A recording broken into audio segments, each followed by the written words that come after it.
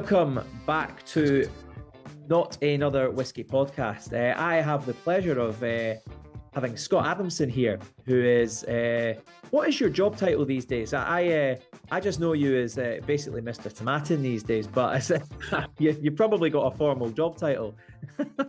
My job title, my business card is just Scott from Tomatin. That's great to see you. My job title now is Blender and Global Brand Ambassador for Tomatin. Nice. That's a very, very good job title, and I think it's fair to say. I mean, you seem to have been around whiskey for a very long time, and I don't know how you're doing it, mate, but your shampoo must be working. You've not gone grey. You're looking as young as you always have. What's happening? What's your secret? Get in young, get out young. That's it. Love it. How's things, mate? All good? All good. Very busy time, but yeah, all exciting. Very good fun. Yeah, what's going on at Tomatin these days? What's happening? It's been probably the busiest year that I've experienced here. You know, on the Tomatin front alone, it's our 125th anniversary, so there's been a load of buzz and excitement about that. Loads of new whiskies coming out, and then just this week we've released kind of what we're calling the world's rarest Japanese whiskey, the Shirakawa 1958. So that's one of those ones that I think kind of came out of left field for a lot of people, but I've been fortunate enough to work on it for 3 years. So I'm just glad that I now get to talk about it and say the name to people. So yeah, it's just been, everything's kind of been coming together this year to just make it an absolutely massive year for us. Yeah, before we get into the Japanese whiskies, before we get tucked into Tomatin and things, like you're an ambassador and whiskey maker, basically. Like how did you get there, man? What was your sort of journey into that? Because that's a very enviable role. Yeah, it definitely is, and it's one that I often kind of think to myself, how have I got to this point? And you often get people asking, what do you have to do to get that job? And for me, it was really a case of right place, right time. I would say a little bit of luck and kind of fell into it. So I'm from the north of Scotland here. I'm in our Inverness office at the moment, but I live up in Alness and kind of grew up beside Tinninnick and Dalmore distilleries, but never really considered whiskey as an option. You always knew someone whose dad worked at the distillery or something like that. But beyond that, that was my kind of thought of whiskey. I studied Scottish history at the University of the Highlands and Islands here in Inverness. And like most students, from year to year, you're looking for a job. And for me, it tended to be driving a van around the north of Scotland, which wasn't a nice way to spend your summer. Yeah. But coming towards the end of my studies, before going into my fourth year, I thought it maybe makes sense to get a bit of experience in the field that I'm studying. And one of the girls that I was on the course with sent me a job, a kind of advert to say that Tomatin Distillery were looking for someone to come in as an intern for 8 weeks during the summer and research the history of the distillery. So to go back in the timeline, Tomatin really started pushing its single malts as the main part of its business only in 2009. Up until that, a lot of its business was the blending side, and certainly the bulk side of the business as well. So it's a big distillery, right? I mean, it's a decent old thing. Yeah, I mean, it's a big site, I think would probably be the best way of putting it. In the 1970s, it was the biggest malt distillery in the world. It was making 12.5 million litres from 23 stills. Mad, isn't it? That would surprise people, I think. Yeah. And a lot of people might not even know Tomatin that are listening in. They're maybe more familiar with some of the more recognised brands and things. But it's a big old piece. Yeah, that's right. I mean, it was massive. Everything that was being produced at that time was going to the blended industry. The distillery was bottling single malt around about 100 years ago, but by the 70s, everything we were making was going into your Johnnie Walker, J&B, Dewar's, into some Japanese whiskies as well, which is now more relevant than ever. But it crashed in the 1980s, and since that time, the focus has been on kind of controlling our own destiny, focusing on our own liquids, and that led to us by 2009 rebranding the malt brand. It's been rebranded again in 2016, but where it fitted in for me was 2012. They still didn't really know the story of the distillery and the story that the brand was going to go on. And and tell. So I came in 2012, researched the history, and on my very last day, our sales director at the time, Stephen Brennan, our managing director, kind of asked me into the boardroom, and I thought it was very much going to be a thanks for what you've done sort of thing. And he kind of sat me down and said, by the time you finish your degree, we'll probably be looking for a brand ambassador. Would that be of interest to you? If so, we'd like to keep you on a couple of days a week on a part-time basis while you finish your degree. To which I leapt at the opportunity. For one thing, I had fallen in love with whiskey over that 8 weeks, and the stories and the people and kind of understanding what was going on in the village around you and stuff like that. But on the other hand, I just wanted to get out of my part-time job at Morrison's as well. So it's a good place to work, bro. A good salad bar. It was a good salad bar, yeah. I mean, anyone looking at me will think I've run past the salad bar, but the bakery's also good. So it's a good day as well. I'll take your word for it. Yeah. So I leapt at the opportunity, and fast forward a year later, I've worked a little bit in marketing, a little bit in production, and the brand ambassador job's no longer on the cards. It wasn't quite the right time, but there was a job in sales, and that's when I moved into the commercial side. So for about 4 years, I looked after all of our business in Europe. So I was the European sales manager for Tomatin. Which led to me meeting an old colleague of both of ours, James Steiner, over at White and Mackay, and of course, I subsequently got invited to join the team there, and I think that's probably where we met when I was the venture markets manager there. Stayed there for a year, and then ended up having a curry with the guys from Tomatin. They mentioned that they're now looking for a brand ambassador. We had a few beers, we had a few drams. Morning I woke up to a message saying talking about so went for a follow-up meeting, and sure enough that job was on the table, and I was delighted to take it. My wife was pregnant at the time, so that's when it was kind of also brought up that they would be looking for someone to be involved in the whiskey making side of things as well, from buying in casks, cask selection, blending and such like. So that was just an opportunity you couldn't turn down. I mean, it's an incredible brand to represent as a brand ambassador, but to be able to work alongside Graham Unson and get involved in making the liquid, that's kind of dream come true sort of thing for me. And that's those experiences you can't pass up upon. And you may have been afforded that opportunity at White and Mackay at some point, but you wouldn't know, right? I mean, it might have taken a few years for that to come off. So no, mate, I mean, it's a brilliant opportunity. And I remember you talking me through it and just thinking, wow, I mean, brilliant. That's the perfect scenario, right? I mean, getting that technical expertise, not just going out to the markets and talking about the product, but getting into the production side is really important. And actually, it gives you a huge amount of credibility as well as an ambassador, right? Yeah, I mean, for both parts of the job, it's really important. So I think the obvious thing is, as an ambassador, to have a technical role is incredible, because that's what people want to hear about. It gives you that authenticity, it gives you that credibility. But on the other side of it as well, from the whiskey making point of view, being able to actually go and engage with people and find out what people are drinking, what the trends are, how they're responding to the products that you've made, that's all incredibly good information to feed back to the team and be able to make sure that we've got our finger on the pulse. And I think that's something that we've done very, very well here over the last 10 years or so, is being really on top of the trends that are going on. Yeah, no, definitely. I think though as well, if you were being honest with yourself, moving into production is really just a way to get a couple of trips over to Jerez a year on the business, no? I'd be lying if I said that was not the case. I'm actually just back from a week in Portugal there with so we work with the Symington family over there. So we spent some time with them and in Porto and up in the Douro, and then with our Moscatel cask suppliers, Bacaloa over in Lisbon. So I mean that also helps, you know. Well, those are good trips. In fact, I was chatting to Stevie Martin this morning, and he's over in Jerez right now. He was sending me a picture of his Oloroso by the swimming pool earlier on. So it's good time to be out there at the moment. September. Have you got anything coming up? Are you going to get out this year? I don't think I'll be getting out this year. No, the calendar's pretty chocker with just kind of events and things like that. So hopefully into early next year, we'll get back out and spend some time over there. You know, there's nothing better than a plastic cup of Tio Pepe by the pool, is there? Totally.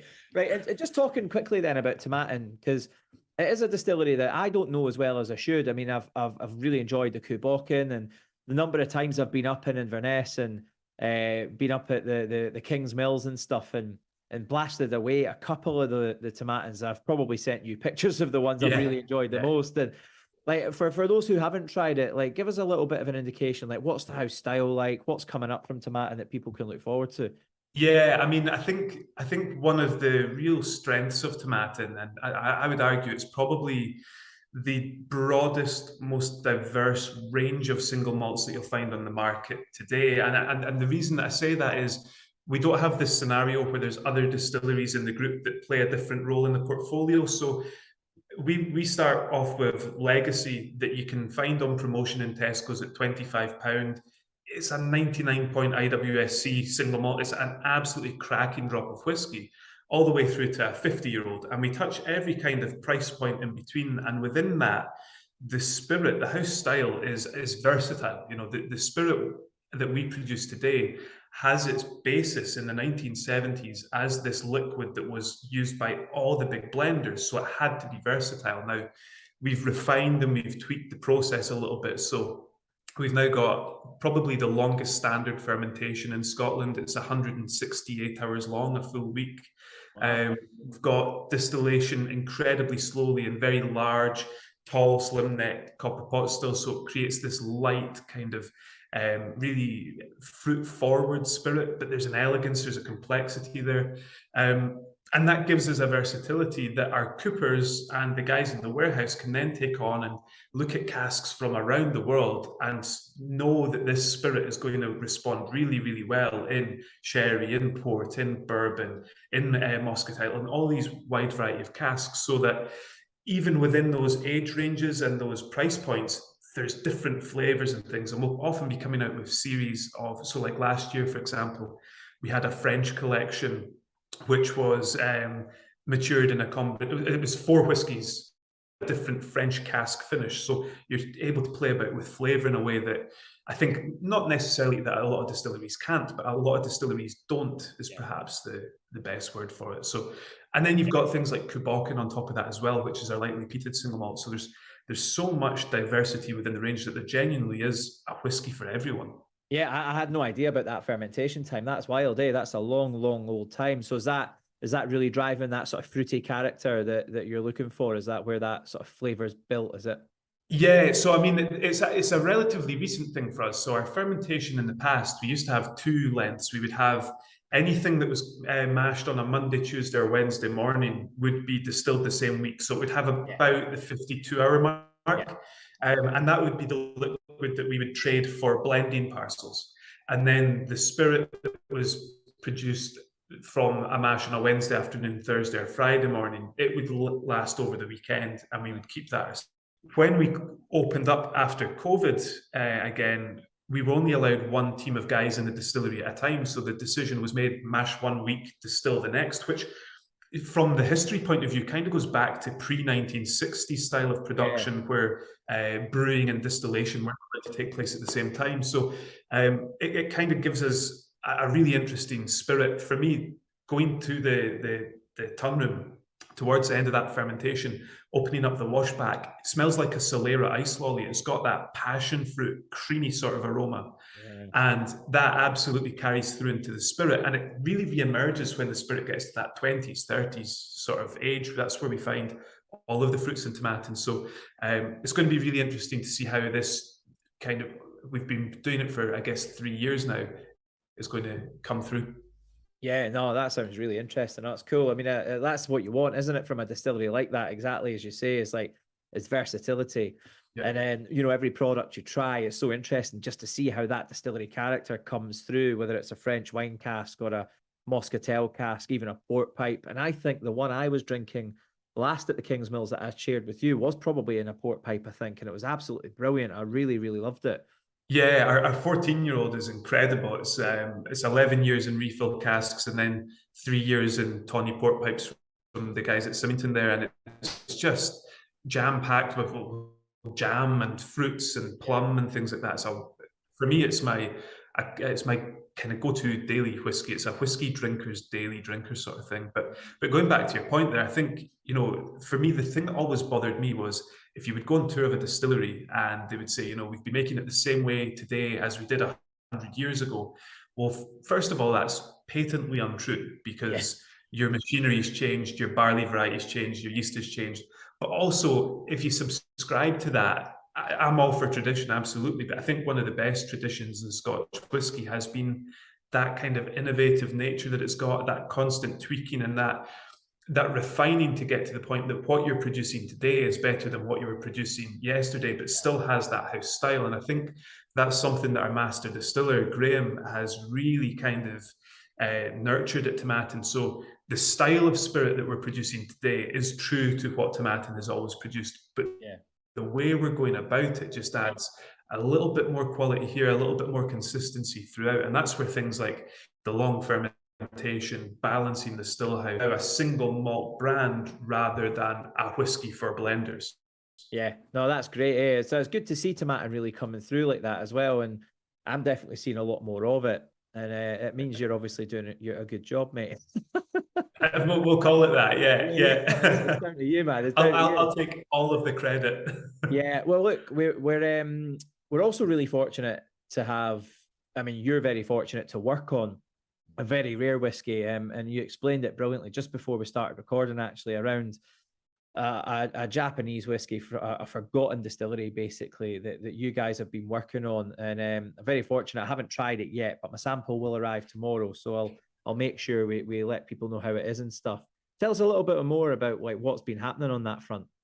Yeah, so it's a truly amazing story. It's one of those ones that I've been fortunate enough to work on the project for 3 years, and every time we learned a new fact, it blew me away. And every time I started to tell people this story, so over the last few months in the trade and things like that, jaws hit the floor. It's, for me, it is possibly, in terms of a liquid story, it's potentially the biggest story in spirits ever. You know, when we talk about the big stories, we talk about distilleries being bought over or auction prices, but in terms of the discovery of a liquid, this is remarkable. So the story is that in 1939, Daikoku Budoshu, who went on to open Karazawa Distillery, opened a distillery in Fukushima called Shirakawa. Not too much about what happened in those early days, but in 1947, it was bought by a company called Takara Shutsu. Takara have a long history of producing alcohol in Japan. In the 1980s, they were at the forefront of the Japanese shochu boom. You know, they had adverts with David Bowie, Sheena Easton, John Travolta. They were massive. And in 1986, they actually purchased Tomatin Distillery. So throughout the 50s, the 60s, they had their own blended whiskey brands. And by the 1970s and 80s, they were buying whiskey from Scotland to kind of bolster the volumes. But the story of Shirakawa is that it started producing malt whiskey in 1951. So it's one of the earliest distilleries in Japan to do so. Before that, you've got Yamazaki and you've got Yoichi, and then you've got Shirakawa in 1951. Everything they were producing was for King and Ideal, which were Takara's blends. They never released it as a single malt. This whiskey has never been released by Takara Shutsu as a single malt. And then in 1969, they stopped making malt whiskey. By this point, they're getting the supply from Scotland, and they're also turning towards shochu. So Shirakawa only produced malt whiskey for a period of 18 years. It stopped making it 5 decades ago, you know. Anyway, throughout the 80s and 90s, they start focusing on shochu production. And by the early 2000s, the distillery is in a bit of a state of disrepair. So the decision is made to close the distillery and demolish it in 2003, which, you know, looking back now is the eve of the Japanese whiskey boom. But at that time, nobody really knew that that was going to happen. So the logical decision for a distillery like that was to close it. And with that, the Shirakawa story, for all intents and purposes, stops. Now, the parcel of stock that we have was distilled in 1958, which is kind of the golden era for Shirakawa. Its production at the distillery was broken into 3 periods, and this middle period is where you've got an authentic malt whiskey production in copper pot stills. You've got a 5-day fermentation with wine yeast. But they're still using predominantly Japanese malted barley. They're still using predominantly Mizunara oak casks. In that period, they start to experiment with American oak, but for the most part, it's Japanese oak. This whiskey is distilled in 1958. It's filled into casks, but at some point in time, we don't know when, the liquid is taken out of casks and it's put into ceramic pots. And then as the distillery is closed in 2003, it's moved into stainless steel containers. And these containers are taken to another one of Takara Shutso's production sites. So over the years, the number of people in the company that are even aware this liquid exists just declines. People move on to other jobs or they retire. So by 2019, when the parcel is discovered, very, very few people in the company know that it exists. Our managing director, Stephen, had grown quite interested in this history of Takara producing Japanese whiskey, had learned about Shirakawa, started having conversations about it. Most of those ended up in disappointment, though, because there was either not a lot of information or it was, there's nothing left from the distillery. But in 2018, he meets a new colleague who says something to the effect of, I've heard a rumor that there is a parcel of Shirakawa left. Now, of course, the company had records of this, but the people that actually knew where the records were and things, having a conversation with them was difficult. Over the next year, the parcel's tracked down and Stephen goes back to Japan, and he's in a meeting in Kyoto, and there's a little sample given to him of just this beautiful golden liquid, loads of Japanese characters over the bottle, and all that it says that he can understand is 1958, and the conversations taking place about how much stock is left, the strength and things like that, where it was. And Stephen just has to stop the conversation and say, does that say 1958? Is that when that was distilled?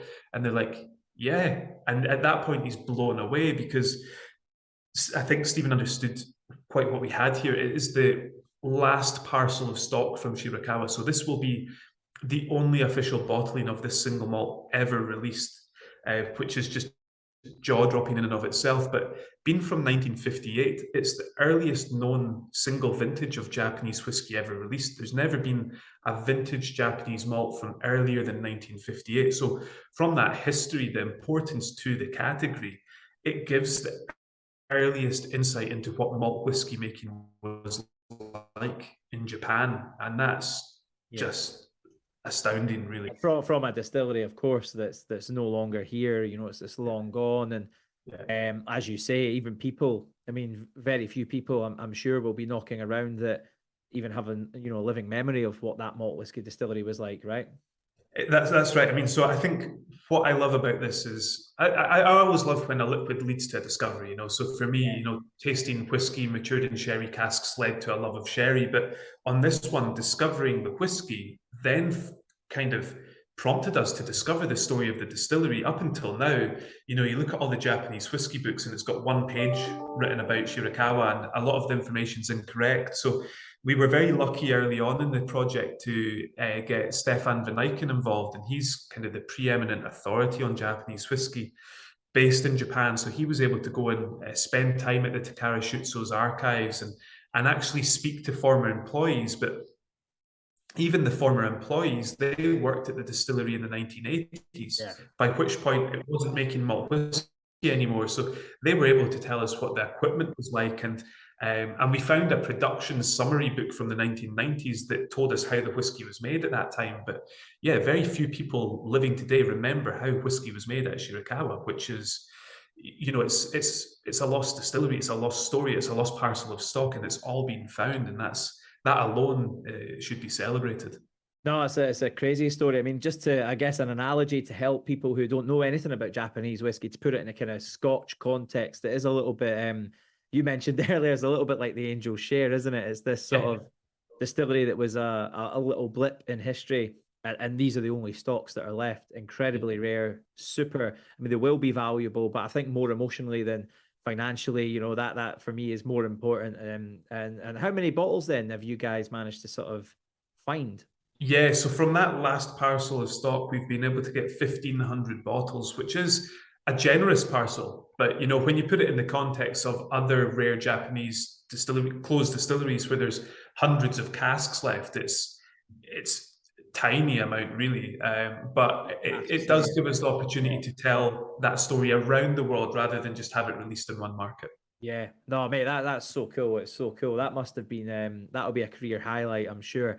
Yeah, I 20 was. years time and look back and go, wow, that was mad. Yeah. Yeah, I mind just about a month or so ago when we actually, this has been kept under really tight wraps for 3 years because it is a massive story. So a month or so ago, I was presenting it to the Tomatin team who hadn't been made aware of the project yet, and I just kind of took a moment and said, from an enthusiast point of view, getting to try a whiskey like this alone is just remarkable. It's like being a fan of the Beatles and finding an album that had never been released or something like that, right? It's just the epitome of what you want.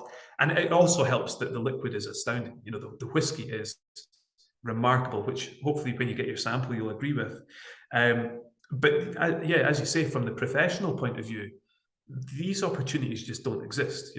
Nobody gets to work on something like this. So to have that there, that's going to be one of those moments. Like you say, you're going to be having a dram when you retire and just go, wow, that's up there with that's one of the big ones. Yeah. Well, mate, no, it sounds amazing. And yeah, congratulations to you guys for digging that one out and for being persistent and asking the question and constantly knocking that door, because that's the kind of thing that can be quite frustrating, especially when you're not based out there, right?